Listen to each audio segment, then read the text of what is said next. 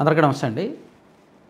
Google అనుబంధ సంస్థ Raiden with Google, అంటే గూగులే రైడెన్, రైడెనే గూగుల్, రెండు అనుబంధ సంస్థలే. సో వాళ్ళు విశాఖపట్నంలో డేటా సెంటర్ అండ్ ఏఐ కేంద్రీకృత వ్యవస్థ ప్లస్ మెషిన్ లెర్నింగ్ దీనికి సంబంధించి ఒక భారీ పెట్టుబడులు పెట్టారు. 1,31,000 కోట్ల పెట్టుబడులు పెట్టబోతున్నట్టుగా ఆంధ్రప్రదేశ్ ప్రభుత్వంతో ఒప్పందం చేసుకున్నారు. ఇది ఆంధ్రప్రదేశ్ ప్రభుత్వానికి అండ్ రైడెన్కి జరిగిన ఒప్పందం మాత్రమే కాదు, దీనిలో కేంద్రం కూడా పెద్దన్న పాత్ర పోషించింది. గూగుల్ సీఈఓ సుందర్ పిచాయ్ నుంచి భారతదేశ ప్రధాని నరేంద్ర మోదీ గారు వరకు కూడా అందరూ కూడా దీన్ని అప్రిషియేట్ చేశారు, దీన్ని యాక్సెప్ట్ చేశారు. 1,88,000 ఉద్యోగాలు ప్రత్యక్షంగా పరోక్షంగా వస్తాయి అని ధృవీకరించారు. ఇది అంటే మనం పేరు లేని సంస్థ లేదా ఇంకేదో సంస్థ అయితే మనం అనుమానించాలి, ఆరా తీయాలి, దీన్ని విమర్శించాలి. ప్లస్ సాధ్యం కాదు అనడానికి కూడా లేదు. సో ఇక్కడ మొదటి నుంచి ఈ 3 రోజుల నుంచి కూడా ఈ ఒప్పందం జరిగినప్పటి నుంచి కూడా నిజంగా ఇంత భారీ స్థాయిలో ఒప్పందం జరుగుతుందని, ఇంత భారీ స్థాయిలో పెట్టుబడులు వస్తాయని, గూగుల్ నుంచి విశాఖపట్నానికి ఇంత భారీ పెట్టుబడులు వస్తాయని ఎవ్వరూ ఊహించలేదు, ఎవ్వరూ కలగలేదు. అసలు ముందస్తు లీక్ కూడా లేదు.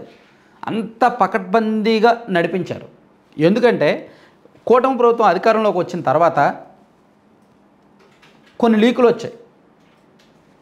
గూగుల్ అనుబంధంగా ఉన్న యూట్యూబ్ వాళ్ళు ఆంధ్రప్రదేశ్లో అకాడమీ ఏర్పాటు చేయబోతున్నారని, గూగుల్ విశాఖపట్నంలో ఒక సంస్థ ఏర్పాటు చేయబోతోందని కొన్ని లీకులు రావడంతో YSR Congress party social media handles కొన్ని గూగుల్ టాప్లో ఉంటారు కదా కరెస్పాండెంట్లు, వాళ్ళు సీఈఓ అండ్ సోకాల్డ్, వాళ్ళని ట్యాగ్ చేస్తూ అండ్ గూగుల్ ప్రతినిధుల్ని ట్యాగ్ చేస్తూ మా రాష్ట్రంలో పరిస్థితులు బాలేవు, మా రాష్ట్రంలో శాంతి భద్రతలు బాలేవు, మా రాష్ట్రంలో మహిళలకు భద్రత లేదు, మీరు మా రాష్ట్రంలో పెట్టుబడులు పెట్టొద్దు అని ట్యాగ్ చేస్తూ ట్వీట్లు చేశారు.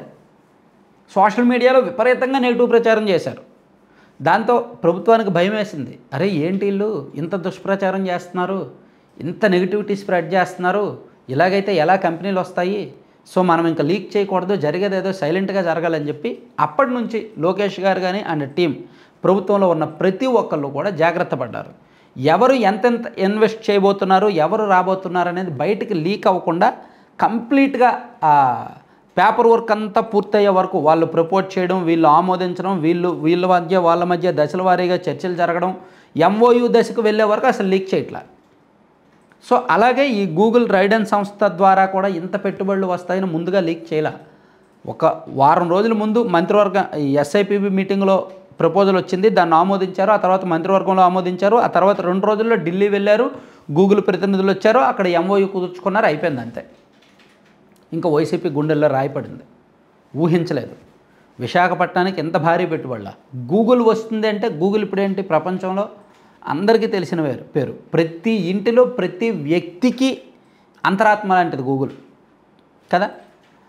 సో అటువంటి గూగుల్ సంస్థ విశాఖపట్నంలో ఇంత భారీ పెట్టుబడులు పెడుతుందంటే ఇంకా మిగిలిన ఐటీ సంస్థలు, టెక్ సంస్థలు కూడా ఖచ్చితంగా వస్తాయి, క్యూ కడతాయి. మరో 3-4 ఏళ్ల నాటికి విశాఖపట్నం రూపురేఖలు మారతాయి.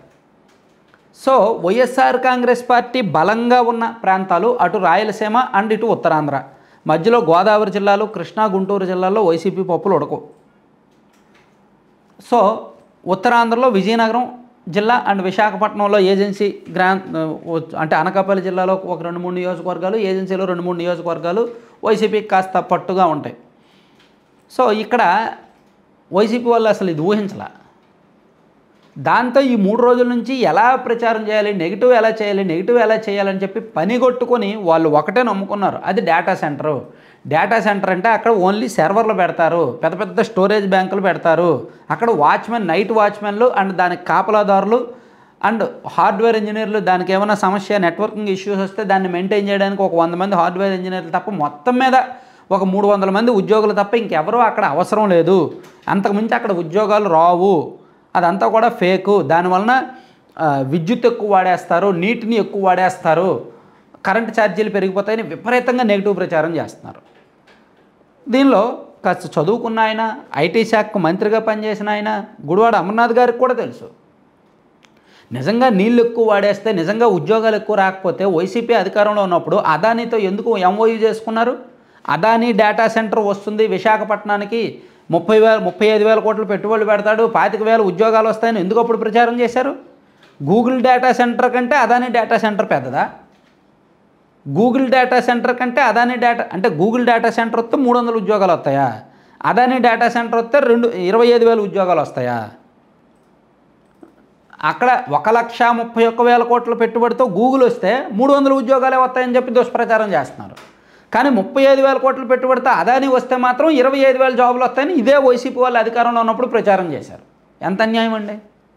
ఏమైనా లాజిక్ ఉందా? ఏమైనా న్యాయం ఉందా? సో ఇప్పుడు వీళ్ళకి ఏం చెప్పాలో అర్థం కావట్లేదు. ఖచ్చితంగా ప్రభుత్వానికి మంచి పేరు రాకూడదు, ఖచ్చితంగా దాని మీద విషయం చెమ్మాలి, నెగిటివ్ ప్రచారం చేయాలి. అందుకు YCP social media handles, YCP social మీడియాలో ఉన్న నిపుణులు, వైసీపీలో ఈ ఈశ్వర్ లాంటి వాళ్ళు, అంటే సాక్షిలో పనిచేస్తున్న వాళ్ళు, ఆ జర్నలిస్టులు అండ్ ఈ గుడివాడ అమర్నాథ్ లాంటి వాళ్ళు ఆ పార్టీ ఆఫీస్ నుంచి స్క్రిప్ట్ ఒకటి తెచ్చుకొని ఉద్యోగాలు రావు, అదేమి డేటా సెంటర్ అంటే ఓన్లీ సర్వర్లు మాత్రమే పెడతారు అని ప్రచారం చేస్తున్నారు. నిజానికి అక్కడ అంత కాదు, అక్కడ అంత నెగిటివ్ ప్రచారం చేయాల్సిన అవసరం లేదు. అఫీషియల్గా 1,88,000 ఉద్యోగాలు వచ్చే అవకాశం ఉందని ఎందుకు చెప్పారంటే, అంత పెద్ద డేటా సెంటర్ అక్కడ, అది డేటా సెంటర్తో పాటు ఏఐ గూగుల్ నెలకొల్పోయిన ఏఐకి ఇది బిగ్ బాస్, ఇది కేంద్రీకృత వ్యవస్థ, సెంట్రలైజ్డ్ వ్యవస్థ. ఇక్కడ నుంచి ప్రపంచంలో ఇతర దేశాలకు అంతర్గత సముద్ర మార్గం ద్వారా కేబుల్ వెళ్తాయి. అంత పెద్ద కేబుల్ నెట్వర్కింగ్ వ్యవస్థను మెయింటైన్ చేయడానికి అక్కడ ఎంతమంది నెట్వర్కింగ్ ఇంజనీర్లు కావాలి, ఎంతమంది ఏఐ నిపుణులు కావాలి?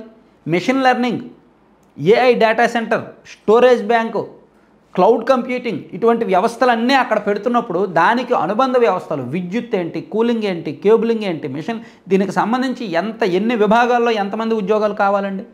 సో ప్రత్యక్షంగా పరోక్షంగా లక్షలాది మంది ఇక్కడ అవసరం ఉంటుందన్నమాట. అదే గూగుల్ చెప్తుంది. సో గూగుల్ అంటే జనంకి అందరికీ తెలుసు కాబట్టి జనం నమ్మారు కానీ వైసీపీ వాళ్ళు నమ్మట్లేదు. వాళ్ళ అంతరాత్మకు తెలుసు అది మంచిదే అని, కానీ దాన్ని మంచిదే అని ఒప్పుకుంటే కూటమికి రాజకీయ ప్రయోజనాలు దక్కుతాయి, వీళ్ళని జనం తిడతారు మీరు ఎందుకు తేలేదు అని. సో వాళ్ళకి పాజిటివ్ వస్తుంది, మైలేజ్ వస్తుంది కూటమికి. అందుకు ఒప్పుకోలేక దాన్ని ఎలా విమర్శించాలో తెలియక పదే అదే రీల్ తిప్పుతున్నారనమాట. ఈవెన్ వైసీపీ అనుకూల సోషల్ మీడియా హ్యాండిల్స్లో వైసీపీ అనుకూల జర్నలిస్టులు కూడా కొంతమంది మంచిదనే చెప్తున్నారు. ఇప్పుడు జర్నలిస్ట్ స్థాయి లాంటి వాళ్ళు కూడా చెప్పారు, డేటా సెంటర్ వలన ప్రయోజనాలు ఏంటి, గూగుల్ అంత పెట్టుబడి ఎందుకు పెట్టింది, అదంతా చెప్పారు. కానీ మిగిలిన వాళ్ళు కొంతమంది నమ్మలేకపోతున్నారు అనమాట. సో అందుకే వాళ్ళకి ఏం చేయాలో తెలియక ప్రతిరోజు మీరు చూడండి, ఈయన గుడివాడ అమర్నాథ్ గారేమో దాన్ని డైవర్ట్ చేయడానికి నన్ను వ్యక్తిగతంగా టార్గెట్ చేస్తున్నారు, నన్ను బాడీ షేమింగ్ చేస్తున్నారు, వ్యక్తిత్వ హననం చేస్తున్నారని టాపిక్ మార్చేస్తున్నాడు. నిన్న మొన్న ఆయన ఇష్టం వచ్చినట్టు మాట్లాడారు, ఈరోజు ప్రెస్ మీట్ పెట్టి సింపతి కబుర్లు ఆడుతున్నాడు. అసలు ఆయన ఎందుకు అలా మాట్లాడాలి? ఆయన చదువుకున్నాడుగా, ఆయనకు తెలుసుగా డేటా సెంటర్ ఏంటో, ఆయన కూడా అలా ఎందుకు మాట్లాడాలి? వీలైతే సైలెంట్గా ఉండాలి.